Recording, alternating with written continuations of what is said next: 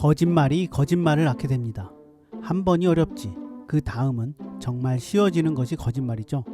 본인들이 한 거짓말로 본인들이 혼란스러워하는 현재 상태라 보여집니다. 그래서 코미디 같기도 합니다.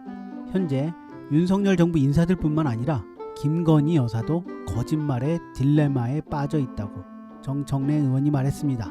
어떤 딜레마에 빠져 있는지 정청래 의원의 발언 들어보겠습니다. VIP의 딜레마, 검찰의 딜레마.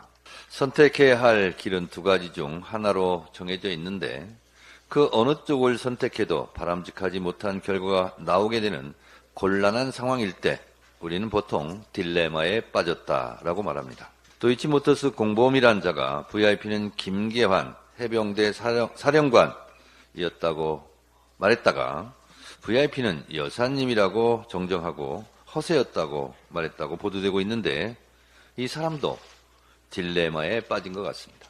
딜레마에 빠진 것은 여사님도 마찬가지인 것 같습니다. 디올백 수술을 놓고 개그 콘서트 같은 대사들이 연일 사람들을 포복절도하게 만듭니다. 깜빡하고 돌려주지 못했다고 하니 아니 언제는 대통령 기록물이고 돌려주면 국고 횡령이라더니 왜 돌려주라고 했느냐는 반론이 바로 나옵니다.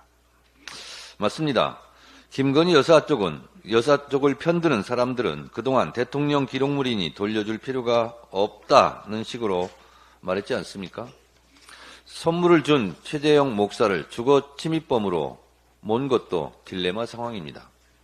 최재형 목사가 주거 침입범이라면 김건희 여사는 주거 침입범으로부터 대통령 기록물을 받은 셈이고 경호처 직원들은 주거 침입범, 방조범들이 되는 딜레마에 또 빠지게 됩니다. 만약 최재형 목사가 스토킹범이라면 카톡을 주고받은 김건희 여사는 스토킹 공범이라도 되는 겁니까? 이 또한 딜레마입니다. 급기 어제는 영부인은 유모 행정관에게 바로 돌려주면 기분이 상할 수도 있으니 기분 나쁘지 않도록 추후 돌려주라고 지시한 것이라는 해명이 보도되었습니다. 아니 그럼 추후에 돌려줄 것을 안 받았으면 될 것이고 선물을 준비했다는 카톡을 받았을 때 안 받겠다, 들고 오지 마라는 카톡을 보내고 경호처 직원들에게 가방은 들여보내지 마라고 지시했다면 될 일 아니었습니까? 추후에 돌려주라고 했다는 것이 사실이라면 대통령 기록물은 국고인데 추후에 국고를 횡령하라고 했습니까? 디올백이 대통령 기록물이고 국고라면서요. 대통령 기록물법 제14조 무단 반출 등의 금지 조항에 보면 누구든지 무단으로 대통령 기록물을 손상, 은닉, 멸실 또는 유출하거나 국외로 반출해서는 아니 된다고 되어 있습니다. 김건희 여사는 대통령 기록물법 위반 사범입니까? 만약 이런 해명들을 김혜경 여사가 했다면 어떻게 됐겠습니까? 아마 가루가 됐을 겁니다. 공평하지 않습니다. 한 번 거짓말을 하면 그것을 덮으려고 두 번 거짓말을 하게 되고 두 번의 거짓말을 덮으려면 10번의 거짓말을 하게 된다는데 지금 그런 상황 아닙니까? 정말 묻고 싶습니다. Very important person, 줄여서 VIP.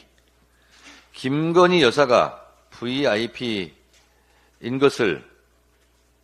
그것은 맞는 것 같습니다. 그런데 말입니다. 김건희 여사가 VIP면 윤석열 대통령은 VIP 남편입니까? 이러니 김건희 정권이란 말이 나오는 겁니다.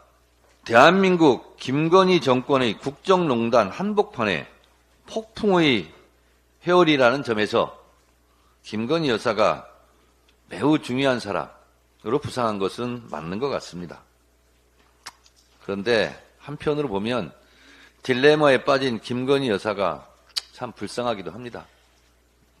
이런 해명도 저런 해명도 다 웃게 만드니 말입니다.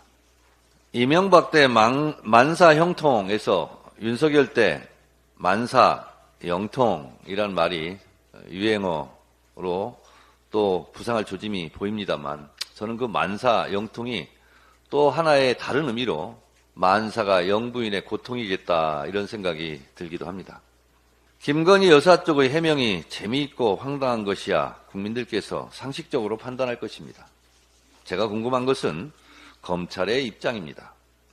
김건희 여사 쪽이 내놓는 해명마다 검찰은 어떤 논리로 털어줄 것인지, 아니면 어떤 법조항으로 수사하고 처벌할 것인지, 그것이 궁금합니다. 검찰도 딜레마에 빠졌습니까? 김건희 여사 청문회 때 검찰의 입장을 묻겠습니다. 그런데 말입니다. 02-800-7070 전화번호는 누구 겁니까? 그리고 또 하나 묻습니다. 13호 김건희 수사는 정말 안 할 겁니까?